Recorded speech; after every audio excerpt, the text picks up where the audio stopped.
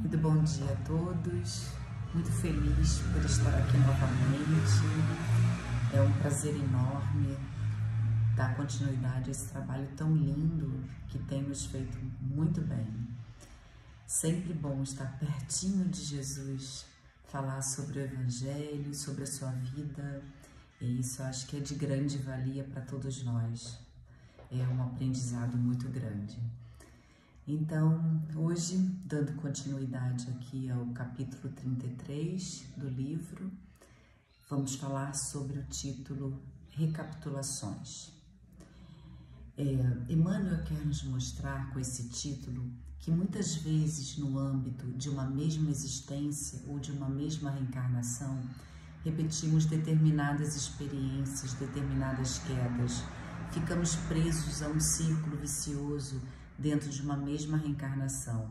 Ciclo esse que precisamos tentar corrigir. Emmanuel vai nos dizer, o arrependimento ainda teremos várias vezes, os tropeços também, mas quando você tropeça nos mesmos vícios, nas mesmas quedas, na mesma pedra, você tem que repensar nisso, porque muitas vezes essas quedas elas têm acontecido não somente nessa reencarnação, mas 1, 2, 3, 4 reencarnações, porque a vida é como se fosse uma espiral ascendente. Então, estamos ali subindo, subindo, aí vem uma prova, ficamos ali empacados e aí ficamos presos ali. Então, a gente tem que repensar nisso, fazer uma autoanálise, através do autoconhecimento, o que nós temos caído tantas vezes? Qual é o nosso calcanhar de Aquiles? Temos que pensar nisso para que a gente tenha uma reencarnação proveitosa, porque senão vamos estar aqui numa reencarnação planejada com nossos mentores, junto deles, sem estar aproveitando, vamos ali ficar empacados várias vezes, ou na teimosia, ou no medo, ou na vaidade, no orgulho, no poder que nos sobe a cabeça. Então a gente tem que repensar o que tem feito a gente recapitular. Então a gente tem que conseguir desvendar isso e conseguir caminhar para que a gente tenha uma reencarnação proveitosa. Tem uma expressão importante de Emmanuel no livro Fonte Viva, capítulo 97, em que ele vai chamar isso de círculo de reencarnação de baixo teor espiritual. O indivíduo fica ali preso no mesmo ciclo de experiências, às vezes para exercitar disciplina, desapego, se prepara no mundo espiritual e vem a reencarnação, vive a experiência de novo e tropeça de novo no mesmo aspecto. Enfim, é importante nos conhecermos para identificarmos quais possam ser nosso calcanhar de Aquiles, para que não venhamos a tropeçar de novo nessas mesmas recapitulações. E o versículo que ele usa para comentar esse título é um versículo do evangelista João 12:43. Porque amavam mais a glória dos homens do que a glória de Deus. João 12:43. Essa palavra glória aparece muitas vezes no Evangelho e nem sempre com a mesma significação. Mas nesse caso, ele chama de glória o resplendor, a grandeza, o brilho. Então, aqui vamos ter lado a lado a glória dos homens e a glória de Deus. E João nos traz esse registro. Muitos desses processos de recapitulações que Emmanuel está dizendo, muitos deles estão vinculados a um processo de escolha, em de novo prender-se mais à glória dos homens, ou seja, as glórias passageiras, transitórias, do que efetivamente buscar as glórias de Deus. Então, o indivíduo tem lá os tropeços em relação ao poder mal utilizado em experiência pretérita. Ele volta numa nova reencarnação, tendo ali se preparado e se proposto a lidar com o poder novamente, com a autoridade, para poder reajustar-se, reparar os equívocos do pretérito, mas por invigilância, negligência e uma série de fatores, quando vem a prova, quando ele recebe um novo encargo, ele acaba se prendendo ao orgulho, à vaidade, amando mais a glória dos homens, buscando mais os louros, os aplausos, mais do que se manter fiel à lei divina, à sua consciência. E aí ele tropeça de novo naquela mesma experiência e cria mais processos de reajuste a serem efetuados mais adiante, possivelmente uma nova existência. Então é isso que o evangelista João está dizendo para nós. É uma escolha que muitos de nós vamos ser submetidos em um determinado momento da vida, da mesma jornada. Geralmente vamos ter que escolher entre dois caminhos: o brilho, o resplendor, os prazeres, as satisfações transitórias do mundo que podem durar uma existência inteira, mas são como relâmpago na eternidade. Ou escolher a glória divina, essa que devíamos escolher. Muitos de nós temos escolhido a glória dos homens e por isso temos caído tantas vezes. A glória dos homens encanta, fascina, porque ela traz reconhecimento, olhares, aplausos, mas muitas vezes a glória dos homens está distante, muito distante da glória de Deus.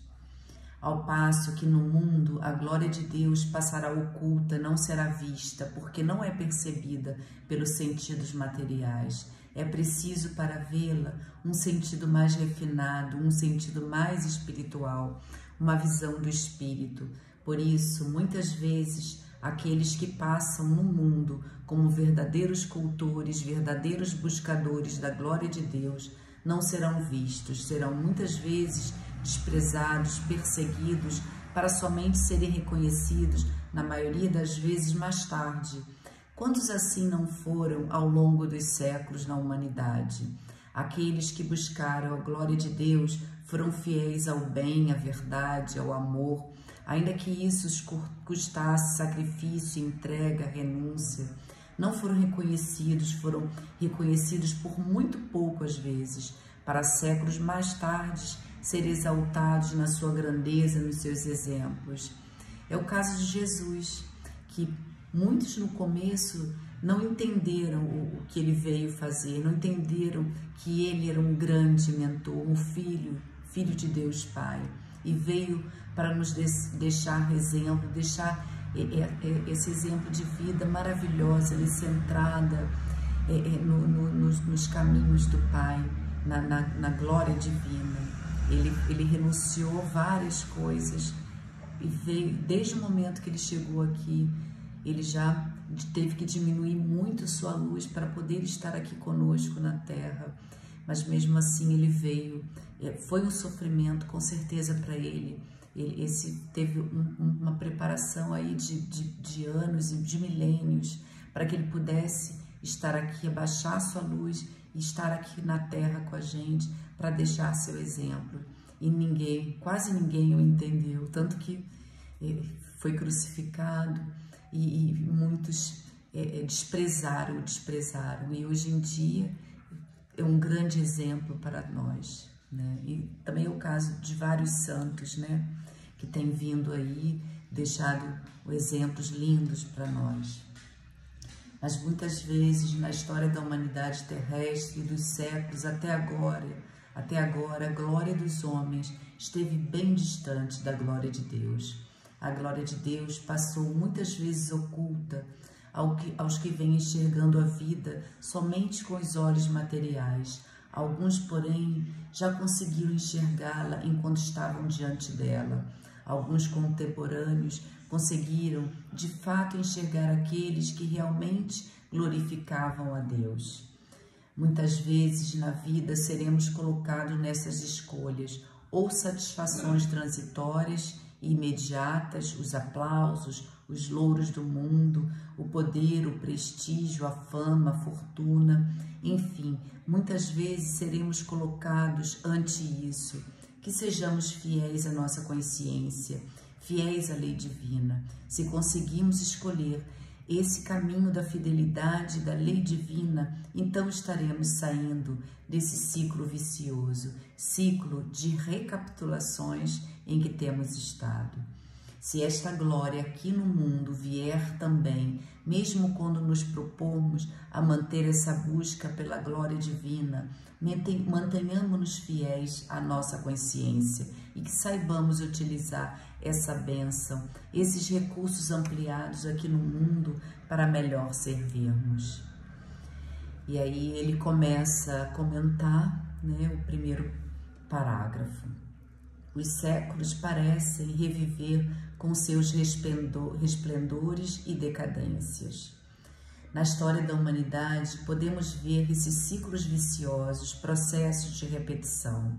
Tem lá um império, começa a crescer, crescer, crescer, atingindo um auge de resplendor, de glória no mundo, de conquistas, de grandezas, e daqui a pouco começa a entrar em queda e chega ao declínio.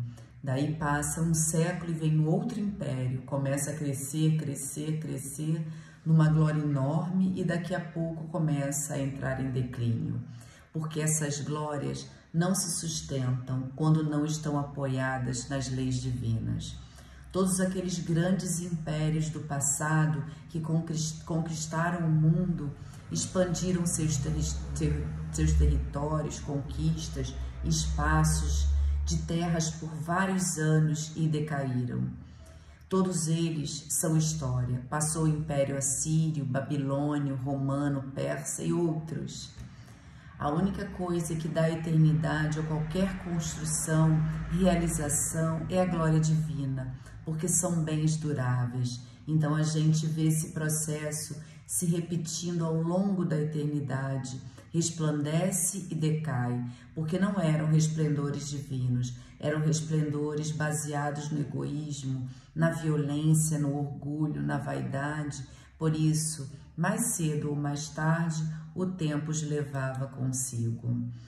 E isso a gente pode considerar também na vida dos homens, não somente em impérios, mas nós também, muitas vezes aqui levados pelo orgulho e não vigilantes, queremos mais poder, mais fortuna, preocupados não com a vida das pessoas aqui num cargo como políticos, e aí tropeçamos de novo no poder, e aí vamos ter que recapitular, voltar de novo à Terra para que consigamos lidar novamente com o poder, mas agora voltados à lei divina, com a sua consciência tranquila, sua consciência limpa, porque todos nós vamos ser nós mesmos quando chegarmos na espiritualidade, vamos ser pegos pela nossa consciência. Não que Jesus vá nos cobrar, nossa consciência vai nos cobrar o que fizemos, o que construímos de valores,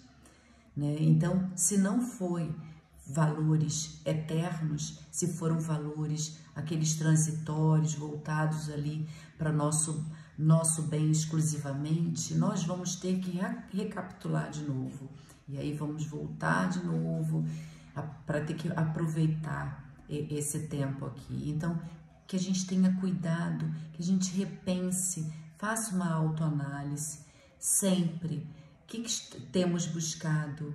A glória divina ou a glória dos homens? Isso é muito importante para nós. E ele continua: fornece ao mundo a impressão de um campo onde as cenas se repetem constantemente, tudo instável. É tudo instável, e quem vincula seu coração às suas buscas primordiais ao que é instável, pode permanecer estável? Conseguimos estabelecer estabilidade quando vinculamos nossos sentimentos, nossos pensamentos, nossos desejos ao que é instável? Não, claro que não. Agora, se nos aproveitamos do que é instável, o cargo que recebemos, recursos monetários, o corpo, se nós aproveitamos isso para construir, para buscar o que é estável, aí sim Então conseguiremos buscar a verdadeira glória. Quando nos mantemos fiéis à nossa consciência, aproveitando os recursos materiais da melhor maneira possível, com desapego, com desinteresse, com ética, com disciplina, aí sim estamos construindo valores eternos, aí sim estamos buscando a glória de Deus. Agora, quantas vezes o indivíduo, diante da possibilidade de alcançar mais poder, passa por cima da consciência para alcançá-lo. Ele ganha mais poder por uma existência física, mas ele abriu mão da glória duradoura, da consciência tranquila, e vai ver ruir todo aquele resplendor, toda aquela glória exterior que ele buscou, os atos impensados, equívocos, os caminhos equivocados que ele adotou para chegar àquele poder, serão cobrados pela sua consciência. Vai ter que voltar em uma nova existência para se reajustar, para realmente usar o poder de maneira ajustada. É assim com o prazer, com o dinheiro, é assim com uma série de coisas e experiências do mundo. E ele continua: a força e o direito caminham como alternativas de domínio. Multidões esclarecidas regressam a novas alucinações.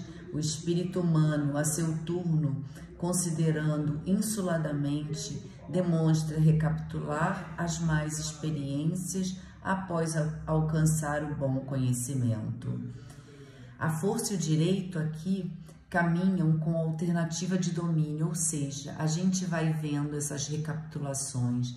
A humanidade alcança aqui determinada civilização, determinado povo, avança ali um pouco em conquistas em relação ao direito, à democracia, etc. Daqui a pouco voltam. Tem um retrocesso em alguns aspectos do poder, voltam às experiências de tirania, voltam às experiências de um poder exacerbado, poder desequilibrado. Daí depois avança mais um pouco, enfim, parece que a gente vai fazendo um processo cíclico. A gente avança um pouco e alternamos com expressões de tirania, expressões de um poder ditatorial. É o que vamos vendo na história, essas alternâncias. Multidões esclarecidas regressam às novas alucinações. Como exemplo, após o iluminismo na França, vão se entregar a essa loucura do período do terror, a Revolução Francesa, aquele período de tanto sangue, de tantas mortes, tantas injustiças, povos esclarecidos, povos iluminados que parecem regressar à transitoriedade, a experiências do pretérito. Ou o século XX, com grandes desenvolvimentos tecnológicos, coletividades esclarecidas, volta às barbáries da Segunda Guerra. Parece algo inexplicável, mas são ainda as criaturas humanas voltando a essas alucinações em busca das glórias transitórias, buscas de mais territórios, de mais dinheiro, em busca de mais poder, enfim, na busca de dar mais expansão às suas aflições. Então, esses são os ciclos. Não é que os espíritos retrogradam, nenhum espírito retrograda. Aprendemos com a doutrina espírita, os espíritos cedem novamente a determinadas fragilidades, ilusões, repetem experiências vividas no passado. Claro que agora com mais responsabilidade, mais conhecimento, discernimento. A coletividade vai alternando experiências de força, de tirania, comunidades que vão caminhando entre o bem e a fraternidade, mas tropeçam de novo em experiências de luta e de guerras. E no âmbito particular também, às vezes, o espírito já avançou, mas tropeça novamente em experiências que ele vem tropeçando desde lá de muitos séculos atrás, trazendo para si imensas dificuldades. No livro Os Mensageiros, há vários relatos de espíritos que vieram à experiência material e falharam, tropeçaram. Espíritos que estudaram, se prepararam, mas tropeçaram em experiências ali na mediunidade ou em outras experiências, na sexualidade, na vaidade, no orgulho, não perdoando, né? Às vezes, numa reencarnação ali junto à família, que eles têm um débito, pai com mãe, filhos, mas não conseguem, nessas recapitulações, não conseguem se sobrepor, não conseguem perdoar, e ali vão ter que voltar novamente naquela mesma família, naquela mesma experiência, que eles possam voltar já conseguindo resolver esse problema que eles não conseguiram em outras vidas. Então precisamos, com essas mensagens que o texto vem nos trazendo, analisar com muita profundidade o que somos, o que temos sido, para que nós, no esforço sincero, na disciplina, na recapitulação de nós mesmos, não repetir aqueles tropeços de tantas existências, porque se temos consciência de determinados vícios, de uma determinada tendência, é porque já temos recursos para superá-lo, para vencê-lo, porque nesse processo de autoconhecimento, a gente só vai acessando aquilo que já temos condições de lidar, de transformar, de renovar. Então, não pensemos que precisamos seguir naquele mesmo caminho de experiência a fim de tropeçar de novo para aprender. Se conseguimos identificar o caminho adequado, a gente não precisa tropeçar de novo para aprender. Podemos seguir o caminho que sabemos ser o mais adequado. O Cristo está aí como referencial. É possível que estejamos repetindo e errando naquele aspecto em muitas vidas. Então, é hora de seguir outros caminhos. Por quê? Como encontrar resultados diferentes fazendo sempre as mesmas coisas? Como chegar a resultados diferentes se tenho percorrido os mesmos caminhos? E quem nos dá esse novo caminho? O Cristo, o Evangelho. E eis esse roteiro renovado para nós. Os de resultado serão sempre os melhores, que devemos tomar sempre diante de quaisquer circunstâncias. É aquele que o Cristo nos propõe, é aquele caminho mais renovador, mais libertador. Naquela passagem que Jesus diz: eu sou a porta das ovelhas, quem entrar por mim entrará e sairá. É uma maneira dele dizer: eu sou a porta que realmente conduz à liberdade. Ou seja, quem entrar pelo caminho do Evangelho realmente será conduzido à liberdade. Então, que entendamos, se seguirmos o Evangelho, vamos ser livres, vamos ali encontrar a liberdade, porque não vamos mais ficar presos naquele círculo de recapitulações. Então, somente o Evangelho, somente esse manual perfeito que é a vida de Jesus, se nós seguirmos esse Evangelho, nós vamos ter a consciência tranquila, vamos seguir as leis divinas, vamos nos libertar.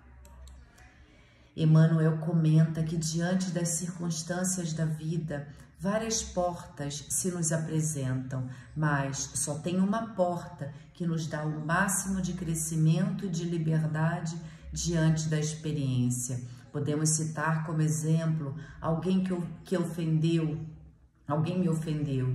Eu tenho várias possibilidades. Eu posso me vingar, eu posso retribuir com a mesma ofensa, posso planejar uma vingança para depois, posso guardar mágoa, e entre várias opções eu tenho a de perdoar. E sim, essa é a prova, é a porta que está no Evangelho. As portas aí citadas representarão uma certa prisão, uma determinada aflição, a da vingança, a da mágoa. Agora tem uma porta que é a do Cristo, é a do perdão, representa o máximo de experiência, de crescimento, de aprendizado e de libertação. Só buscando essa porta do Evangelho eu consigo sair desse ciclo de recapitulações, numa existência ou considerando várias existências, porque às vezes não é só uma existência que a gente tem caído naquela mesma pedra de tropeço, às vezes são várias. Olha que a gente tá aí, a gente pensa que 90 anos, 100 anos, 80, que isso não, isso é um piscar de olhos em frente à eternidade, porque somos seres imortais. Então temos que pensar como seres imortais e pensar, poxa, eu posso corrigir dessa vez, porque eu vou deixar para amanhã, para uma nova existência, o que eu posso corrigir agora. Eu já estou pensando na doutrina espírita, ela nos mostra a importância da reforma íntima, do autoconhecimento. E através do autoconhecimento, a gente tem a oportunidade de enxergar o que estamos tropeçando, o que temos ali caído sempre. Então, que a gente possa refletir nisso. E a gente estamos estudando o Evangelho de Jesus, e ele nos mostra o caminho do amor, do perdão, da fraternidade, para que a gente possa avançar já e conseguir chegar no outro plano, já com a consciência tranquila, felizes, certos que a gente fez tudo o que podia para que a gente pudesse progredir, que pudéssemos nos iluminar. E ele continua: como esclarecer a anomalia? A situação é estranhável, porque no fundo todo homem tem sede de paz e fome de estabilidade.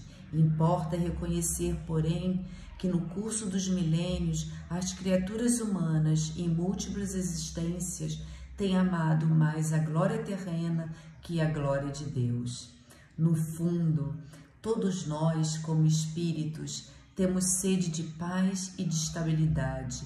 É o que nós buscamos desesperadamente, só que muito ainda apegados à materialidade, cegos pela nossa ignorância, pelas nossas paixões. Nós achamos que o que irá nos satisfazer são as glórias do mundo. Ou, como está na passagem do Evangelho da mulher samaritana, é a água dos poços do mundo que vai satisfazer a nossa sede. A gente acha que é isso, mas então Jesus vem e nos diz: somente a água que eu lhe der vai matar a sua sede em definitivo. E qual é essa água? Que é a água do Evangelho. Essa é a água que Jesus fala. Somente essa água vai nos libertar. A água que nos ensina a renunciar, a nos doar, a servir, a amar. É essa água que sacia a nossa sede. A água da fonte que encontramos em nós com o Evangelho não é a água dos poços ilusórios do mundo.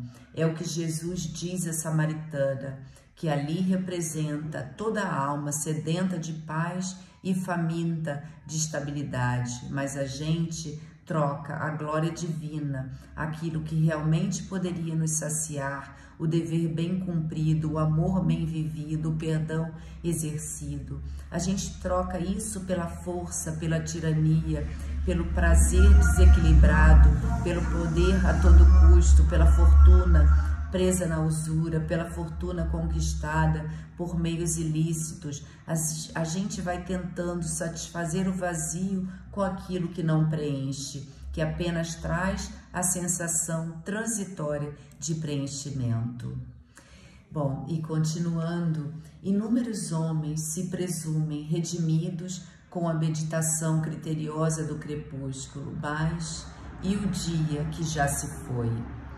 Na justiça misericordiosa de suas decisões, Jesus concede ao trabalhador hesitante uma oportunidade nova. O dia volta, refunde-se a existência, todavia, que aproveita ao operário valer-se tão somente dos bens eternos no crepúsculo cheio de sombras.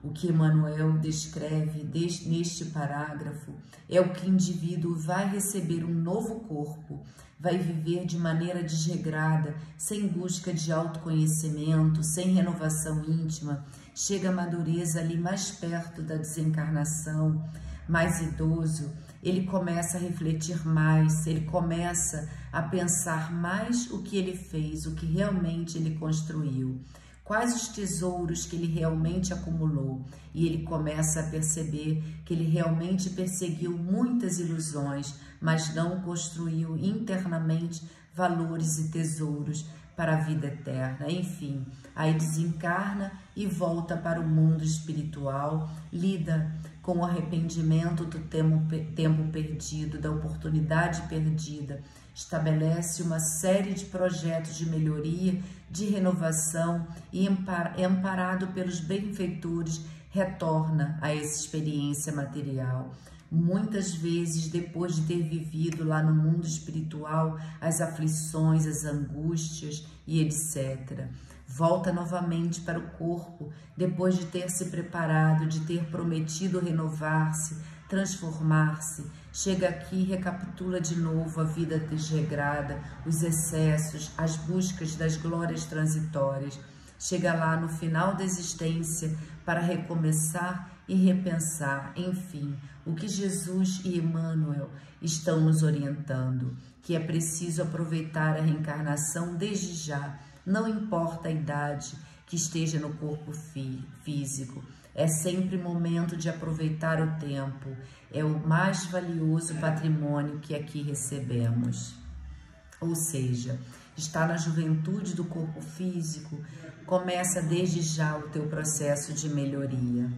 Está na velhice, é sempre tempo de aproveitar, é sempre tempo de estudar, de enriquecer nós mesmos, de refletir, de fazer algo de bom.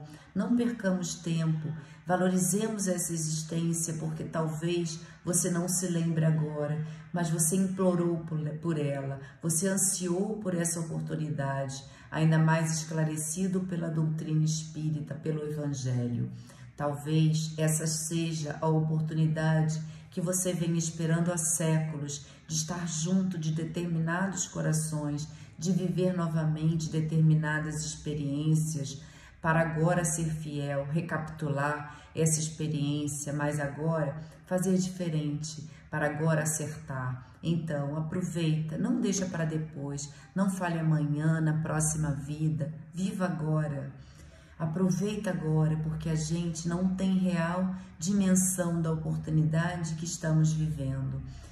Estando aqui encarnados, conscientes da realidade espiritual e com o Espiritismo a nos iluminar os caminhos da consciência.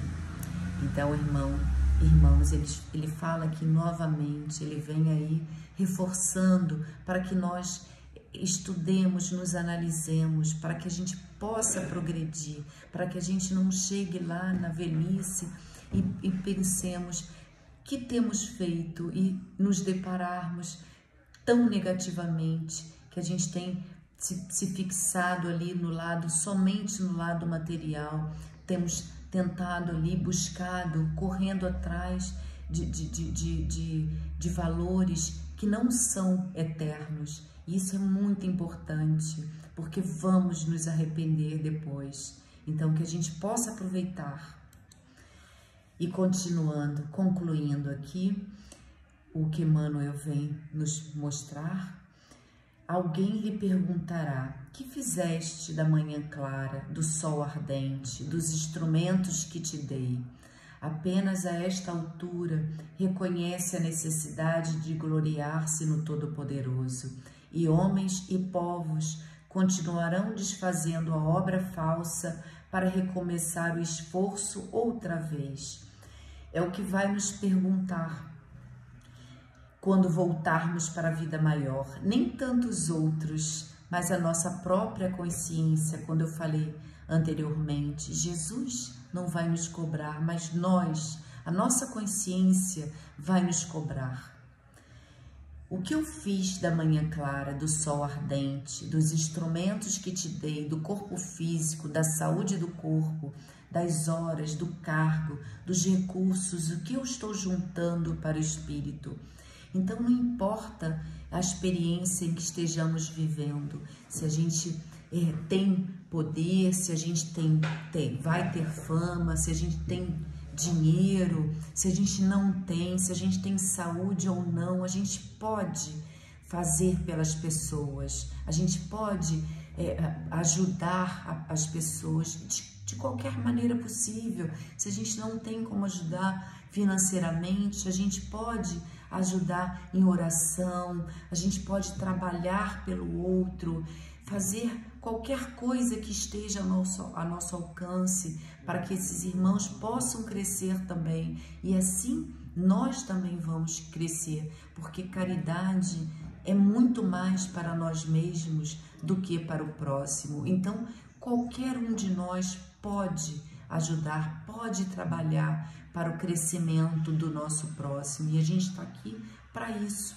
A gente não tem que pensar somente em nós mesmos, não temos que ser egoístas, não temos que ensinar para os nossos filhos que eles seguem os nossos exemplos. Então, que a gente possa entender que a gente está aqui numa oportunidade e não importa quantos anos eu tenho, nunca é tarde para a gente recomeçar, para a gente repensar, para a gente criar valores eternos, valores, o amor, porque o amor é um aprendizado. Então esse amor que tem dentro de nós, ele vai crescendo a cada dia, se a gente vai lá estimulando. Então a gente vai entendendo que a gente começa no amor ali na família e vai estendendo esse amor para a humanidade, para o amor universal. Muitos, só após a reencarnação, vão reconhecer que é a glória divina que devemos buscar. Realmente que essa glória que mais tem valor, porque a outra, por mais que a gente suba aos píncaros dos pedestais do mundo, ela se desvanece como a bruma diante do sol da verdade. Ela, como um sopro, será levada pela desencarnação, e então restará apenas a glória interna, aquela que só os olhos do espírito podem contemplar, podem ver. Enfim, que não aguardemos o desencarne para perceber que essa é a única glória pela qual vale a pena lutar, suar, se sacrificar. Aquela glória que, como dizia o apóstolo Paulo, aquela glória do testemunho da nossa consciência. Essa é a nossa glória, diz Paulo. Como a gente tem visto ao longo dos séculos, os monumentos, os impérios desfeitos pelo tempo, sendo desfeitos por nossas criaturas, por novos povos, por novas civilizações, para que recomecemos a construir, até que um dia construiremos definitivamente em Deus, na harmonia com a glória divina. Aí esses povos e essas civilizações perdurarão, está no Livro dos Espíritos. Aquela civilização, aquela coletividade que basear a sua construção, as suas edificações na lei divina, essa perdurará. Até lá a gente vai seguindo, repetindo esses ciclos de destruição para renovação, até que venhamos, enfim, a buscar a glória divina. A glória é a glória de Deus. Então, a coletividade, enquanto indivíduos, assim estaremos construindo algo duradouro. Comecemos desde já a buscar essa glória que permanece para sempre. Eram essas as nossas reflexões, que possamos buscar a nossa consciência, acima de tudo, a orientar os nossos passos, as nossas realizações em tudo que fizermos aqui na vida, porque assim estaremos juntando tesouros no céu, que estão imunes, que estão fora do alcance das traças, da ferrugem, dos ladrões. Que cada um de nós, sob a luz do Cristo, sob a luz do Evangelho, possa romper com essas recapitulações, que possamos buscar essas portas libertadoras que o Cristo veio abrir para cada um de nós e que sigamos confiantes, buscando aí o caminho reto, estreito, que nos conduza a novos horizontes e as novas perspectivas na nossa evolução. Irmãos, eu queria até lembrar que teve um caso aí, até que saiu na mídia, que uma mãe médica acabou com um blog da sua filha, que estava fazendo um maior sucesso, não sei quantos mil seguidores, mas ela preferiu que a filha tivesse uma vida normal. Olha o que a gente fala aí. Quem sabe essa mãe já não veio programada isso para tentar fazer com que a filha não desse valor às glórias terrenas, que desse mais valor às glórias divinas. Então, essa filha podia sair lá do caminho, do compromisso dela. Então, essa mãe lá, atenta aos passos da filha, a educação no lar, ela acabou com o blog da filha dela, para que ela pudesse aí seguir, né, as glórias de Deus, um exemplo para nós todos. Mas antes de terminar aqui, eu gostaria de ler aqui para vocês, e eu achei super interessante, Ah, se eu soubesse, né, do autor Hugo Lapa. Isso é quando o espírito chega lá na pátria espiritual, né? E todos eles pensam parecidos. Então, se eu soubesse que a vida real não era na matéria, se eu soubesse que a realidade não é de sofrimento, mas de paz e liberdade, se eu soubesse que nada existia, que nada que existia na matéria é permanente, que lá é tudo passageiro, eu não teria brigado no trânsito, batido nos meus filhos, me apegado a tantas coisas efêmeras. Se eu soubesse, teria ajudado muita gente, teria me enriquecido com amor e luz, teria deixado de lado esses problemas pequenininhos, teria feito caridade aos necessitados, teria deixado o amor fluir, teria me atirado no bem sem nenhuma preocupação, teria sido mais humilde, teria vivido em paz. Se eu soubesse, teria passado mais tempo com aqueles que amo, teria me preocupado menos, teria tido mais paciência, teria me soltado mais, me desprendido mais, teria vivido mais livre, de forma mais espontânea, mais natural, teria visto o lado bom de tudo, teria valorizado as coisas simples da vida. Se eu soubesse que tudo começa e termina, que os relacionamentos começam e terminam, que a dor lateja e depois vem o alívio. Se eu soubesse que os ricos podem se tornar pobres de espírito e que os pobres podem ser muito ricos de espírito.